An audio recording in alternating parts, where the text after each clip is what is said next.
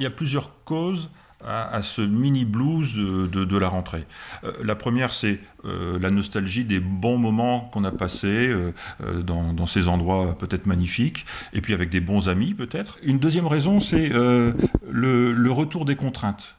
Les horaires, les conduites qu'il faut faire des enfants, etc., la réorganisation, voilà. C'est quelque chose qui va fatiguer les personnes et l'organisme.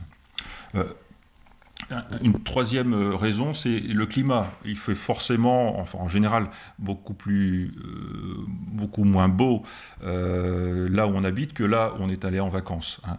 Donc il y a une petite baisse de luminosité qui fait que c'est un peu comme une dépression saisonnière. Les gens sont un petit peu moins bien et ressentent un petit blues. C'est quelque chose qui est passager, puisqu'on va se remettre en marche, on va reprendre un rythme normal. Et le rythme veille-sommeil qui a été perturbé, à ce moment-là, juste à ce moment-là, va se remettre en route et puis va pouvoir se réguler. Et puis voilà, les gens vont repartir pour la plupart. Après, ça peut être aussi pour certaines personnes l'occasion de descendre dans une dépression, hein, pour certaines personnes, mais ça représente que 1% de la population. À la rentrée, il y a un peu plus de consultations, bien sûr, hein, mais pas seulement à cause du blues de la rentrée, mais aussi à cause du blues de la rentrée, parce que certaines personnes ne se sentent pas bien et veulent se redonner de l'énergie, à la fois de l'énergie physique, mais aussi de l'énergie mentale.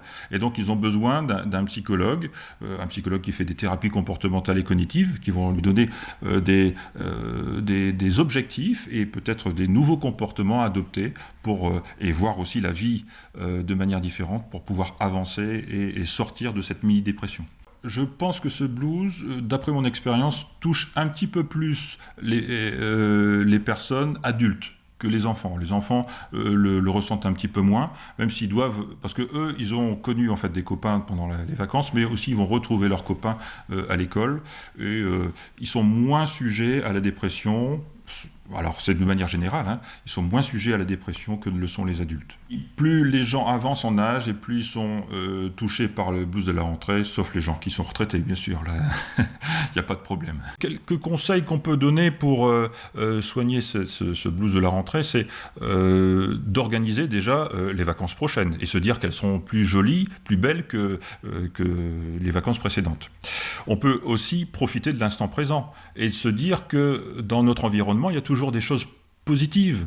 Et moi, le conseil que je donne régulièrement, c'est d'écrire tous les soirs dans un petit carnet toutes les choses positives qu'on a faites et toutes les choses positives qu'on a vécues dans la journée, et puis relire aussi les choses qu'on a vécues les jours précédents